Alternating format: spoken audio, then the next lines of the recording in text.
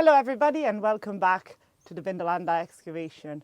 We've just restarted our excavation here and we will continue until the 19th of September. So you still got time to come and catch us live and ask us all the questions that you've been wanting to ask.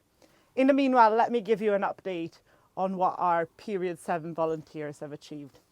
We've got lots going on, in particular around the latrine area.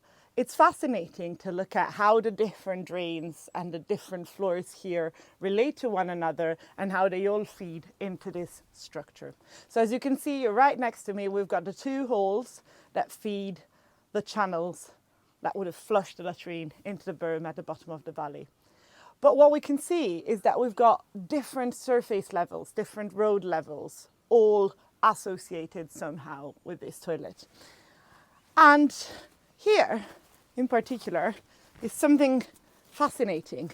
You can see the original drain that would have fed into the channel over there, but also another surface here, another road surface gently sloping down towards the entrance, and another drain built directly on top of the previous one. So obviously something had happened with that previous one, or there was need for a little offset, and this drain seems to go straight through the door, which is quite interesting. Why would it? How does that water contribute to the functioning of the toilet? It's still something that we're working on, and obviously this drain continues that direction. So as we progress in the excavation of the two different road surfaces, the 4th century road surface and the earlier one, we'll discover where this drain comes from and how it relates to the rest of the buildings around us.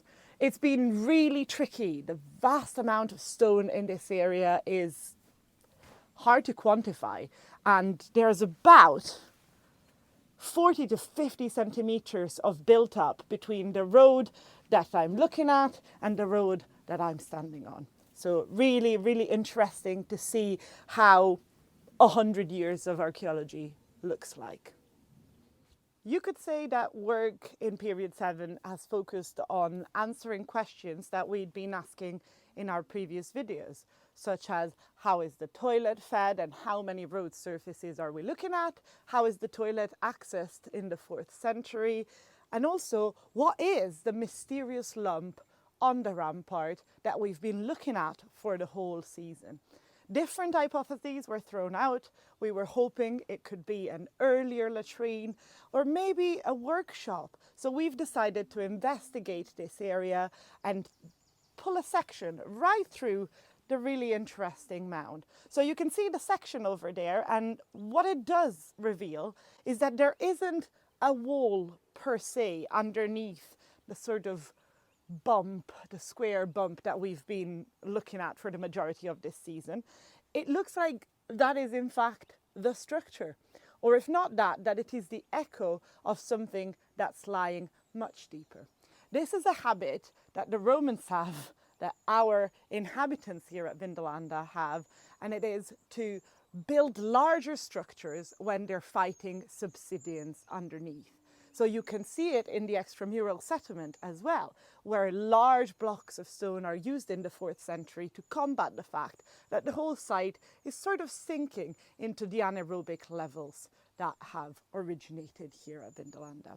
So what is this then? Well, we are going to photograph and record that section and continue removing this lump to see if at any point we can get any clue as to when this sort of structure was laid out, perhaps a coin or something that can help us with dating. We're obviously collecting some samples that might help us with some radiocarbon dating, but questions still remain to be answered. We number buildings for ease of reference. So right next to me, you are looking at building 7 over there, which has been extensively sampled with our colleague Vanessa Reid from the University of Edinburgh. And then right behind me, you can see building 4.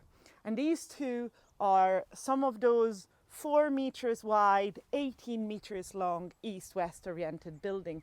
And what you can see right next to me is the original surface of the barrack road that separates them from the original 3rd century infantry barrack.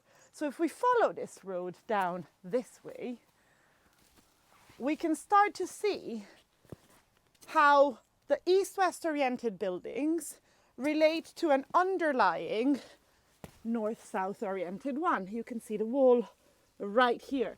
So it's super important to get rid of this road, excavate it properly, remove it coming backwards, and see if we can catch that same wall inside building 4. So that's what the team has been busy doing. We've been busy removing a section of the barrack road and excavating the inside of building 4 so that we can try and trace that 3rd century original structure coming through.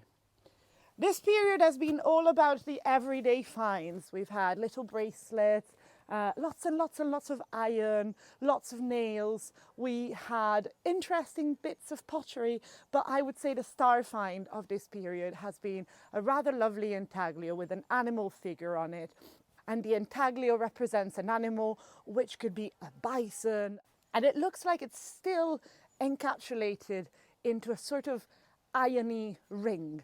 So the iron ring is not as posh as perhaps a copper alloy or a silver ring.